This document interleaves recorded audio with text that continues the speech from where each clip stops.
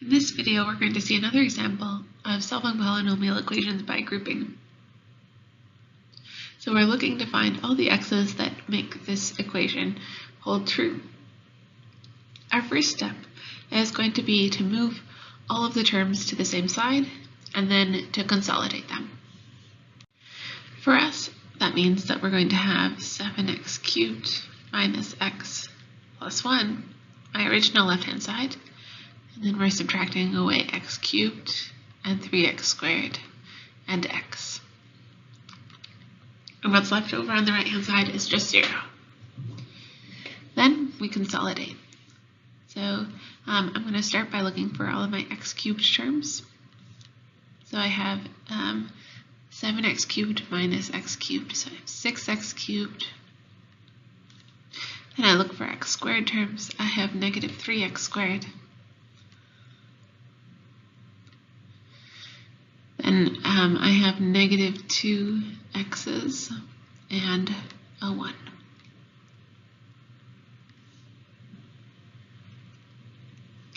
The next step is sort of a way into factoring. So we're going to try and factor smaller groups of these terms.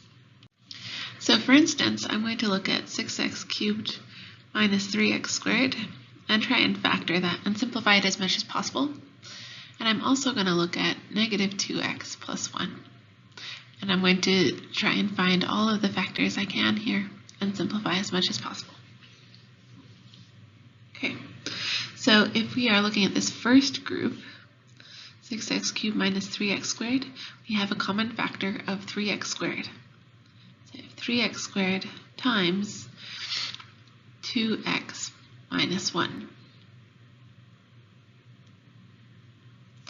And when I look at the second group, it doesn't look quite like 2x minus 1, but if I factor out a negative 1, then I see the similarity. I get negative 1 times 2x minus 1. And now we can see that the first term is 3x squared copies of 2x minus 1, and the second term is negative 1 copy of 2x minus 1. And so we can factor this as 2x minus 1 times 3x squared minus 1. And this is equal to 0. So the solutions of the original equation are going to be the x's that make one of these terms equal to 0. As long as one term in the product is equal to 0, the whole product is equal to 0. So my solutions are solutions to either 2x minus 1 equals 0 or 3x squared minus 1 equals 0. So the first factor is probably the easiest to work out. I'm going to add 1 to both sides and divide by 2. So one solution is x equals 1/2. For the other one, I have 3x squared is equal to 1. So x squared is 1/3. And so x is either the positive or negative square root of 1/3, which we can write as plus or minus 1 over the square root of 3. And these three values are the solutions to my original polynomial equation. In this example, we're going to solve equations with fractional expressions. So that just means equations that have fractions in them. Okay. So it would be easy to solve this equation if we didn't have a z plus 1 in the denominator, right? So we want to get rid of this denominator.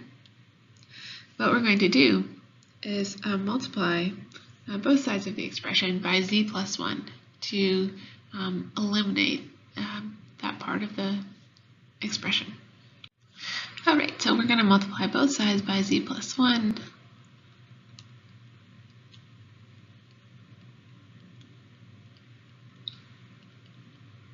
we're not changing the value of this expression. We're going to have the same solutions.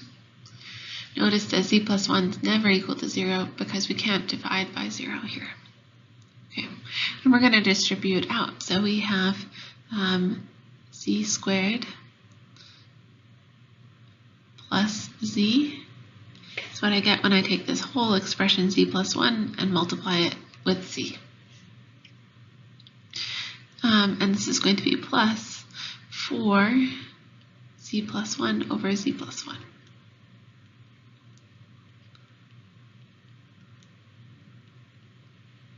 And this is equal to 3z plus 3. Okay, so we're going to do a little bit more simplification here. We know that z plus 1 is not equal to 0, so we can just cancel these away. This gives us z squared plus z plus 4 is equal to 3z plus 3. And now we have a quadratic where we have good strategies for solving the thing. So I'm going to move everything to one side and consolidate. So I get z squared plus z plus 4 minus 3z minus 3 equals 0. Okay, so if I want to simplify this, I have z squared minus 2z plus 1 equals 0. This expression can be factored as z minus 1 squared equals 0.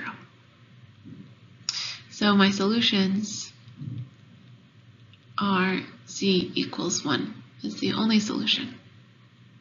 We can double check the solution just by plugging in. I have 1 plus 4 over 1 plus 1 is 1 plus 4 over 2, 1 plus 2, and indeed this is equal to 3.